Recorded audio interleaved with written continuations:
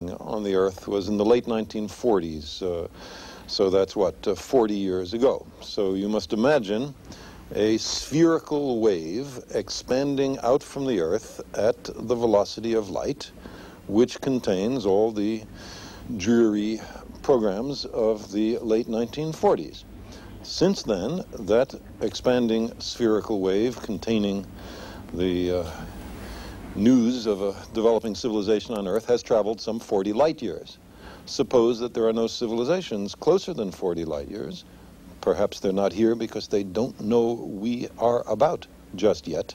But in time, the message gets to them, and perhaps they send a little expedition to look us over. I was delighted when I read that when space probes went out, first of all, you put the figure of a man and a woman on the outside so that any alien life would recognize what we looked like. And then in a latest probe, I think you put in an LP of Earth sounds with instructions in hand signals on how to work the LP. How do you think anybody would have reacted if, in fact, alien intelligence had heard this LP?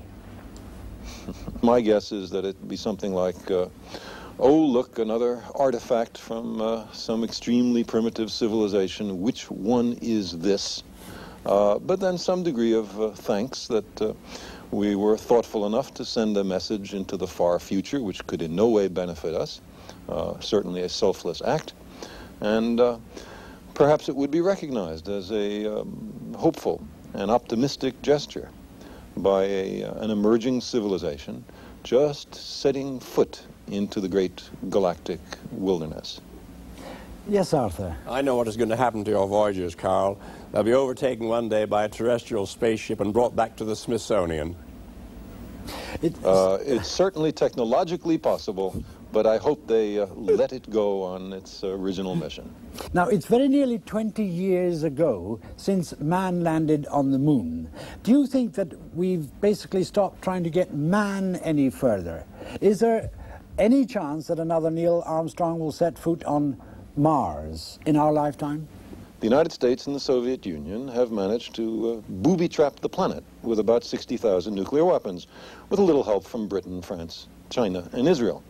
A tiny fraction of those weapons is enough to destroy the participating nations, certainly, the global civilization possibly, and the human species just maybe.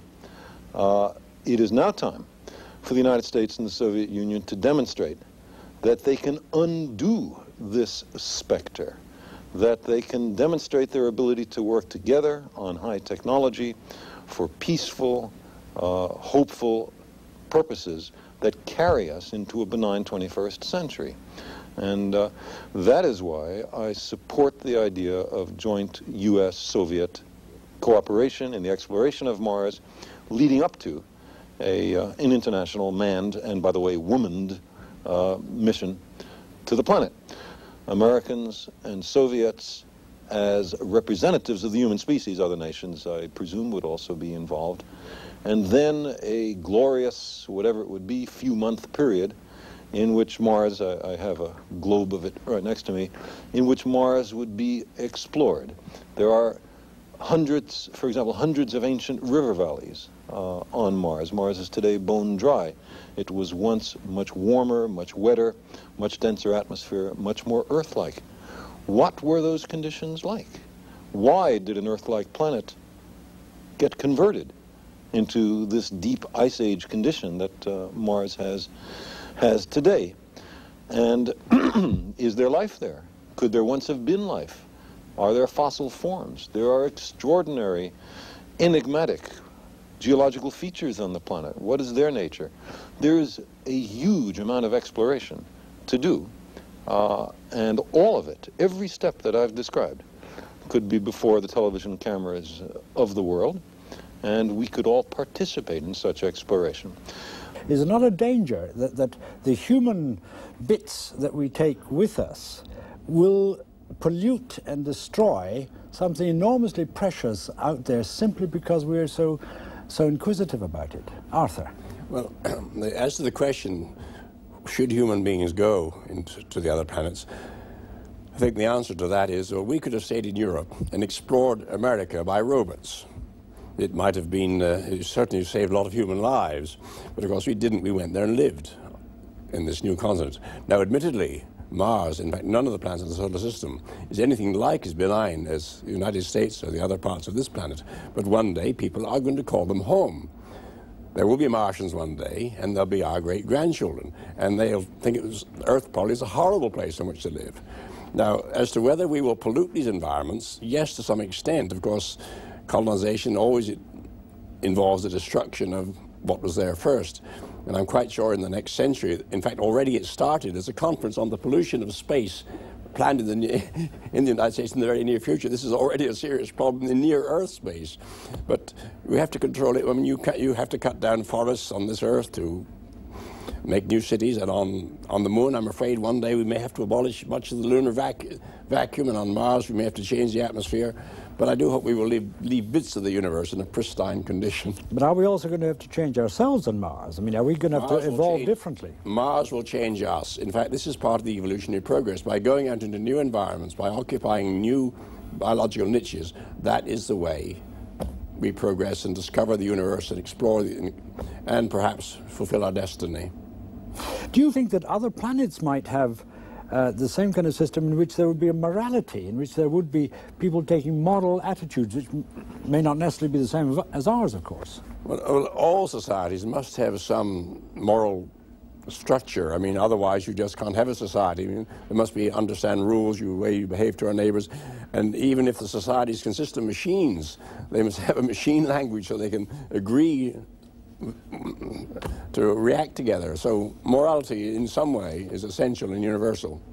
Now, Professor Hawking, in the very last paragraph of your book, you say that if we discover a complete theory of the universe, then it should in time be understandable in broad principle to everyone and not just to a few scientists. And when that happens, all of us will be able to start discussing the why rather than the how.